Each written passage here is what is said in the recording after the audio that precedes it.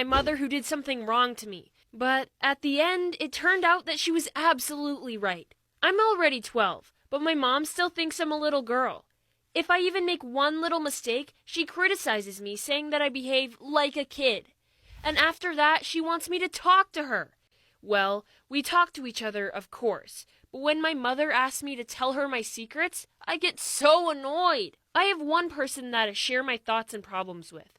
It's one of my classmates. Her name is Mary. You know, we're totally inseparable, just like sisters, and there are no secrets between us. Actually, it was Mary who drew me into this story. During that day, we had a literature class together, and Mary was completely enthralled by something on her smartphone. So much so that she did not even notice that the teacher was talking to her. So the teacher got mad and confiscated her phone till the end of the school day. Mary was on pins and needles all the way through the end of the lesson and barely waited for a break to borrow my phone. Well, Mary is like a sister to me, but my phone? It's hard to imagine anything more personal than that. So I agreed, but only if she explained to me why she needed it. Mary replied that she would tell me everything, but only if I promised not to laugh.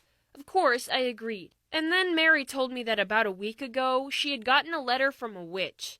The real witch. I did not think that this was funny.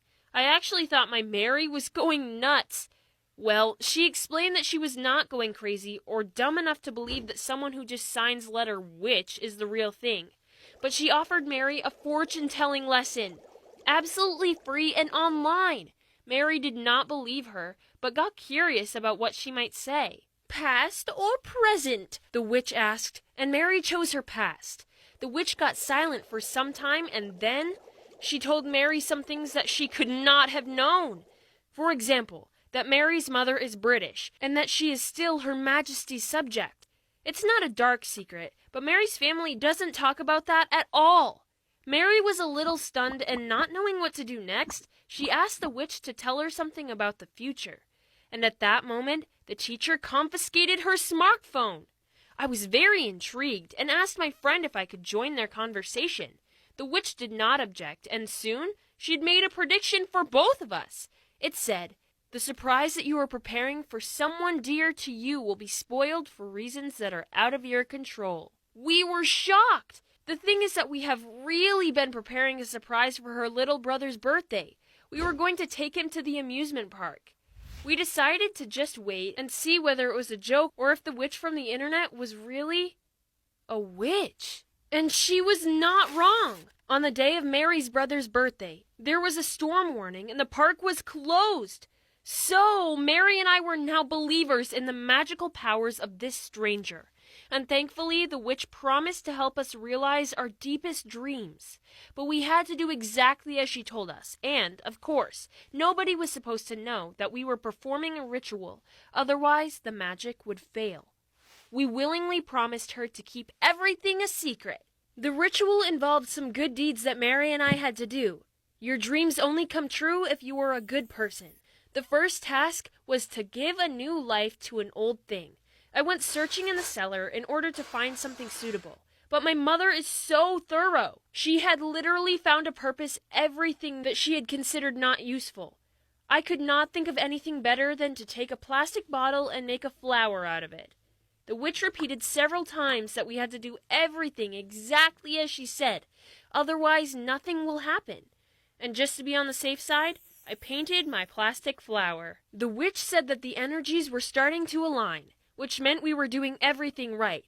But for now, in order to perform the second part of the ritual, we had to refrain from eating meat and sweets. For a week! I have to admit, this was much harder than cutting a flower from a plastic bottle. But Mary and I were determined, so we successfully completed this part too. And then the witch told us that we now deserved to receive the final instructions for completing the ritual. I was ready for something really spooky, but it turned out that we just had to bring a box with something valued by adults who had lost their belief in magic and think that money is more valuable than dreams, to a special remote location. It could be cash or some gold jewelry. We had to bury these false valuables in order to free the energy of the fulfillment of our dreams. Of course, Mary and I were scared that our parents would find out and punish us, but the ritual had to be completed. When my box was full of false valuables and I were ready to sneak out of my house, my mom suddenly grabbed my hand and told me that she knew everything. I was frightened to death, but she said that she was not going to punish me. She just wanted to prevent me from making such a huge mistake. It turned out that she had noticed that I was behaving strangely, not eating my favorite foods, cutting things from plastic bottles, even though I was never fond of crafting. My mom saw that something was bothering me, but she could not ask, because she knew I would never tell the truth, and so she took my phone. My phone! I was getting furious and was about to make a scene, but my mother said, "Listen to me, Christy. This witch is not a sorcerer. She is a fraud." And then my mom turned on our computer. She showed me all of Mary's reposts about the amusement park events on her brother's birthday, and that there was a high possibility of a storm that day. She showed me the personal page of Mary's mother, who is posting a lot about social and cultural life in Great Britain. And the same thing went for everything we had discussed with the witch.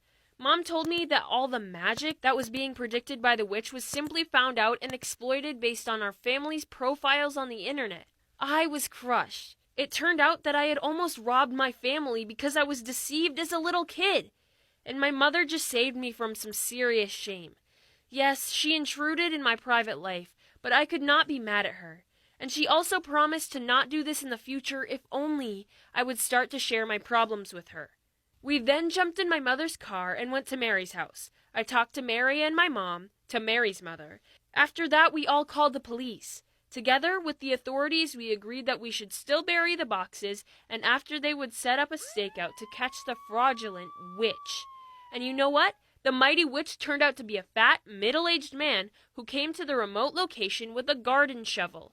And that I remembered for the rest of my life, that you shouldn't trust strangers on the internet. Tell me if your parents have ever read what was written on your smartphone. Was there a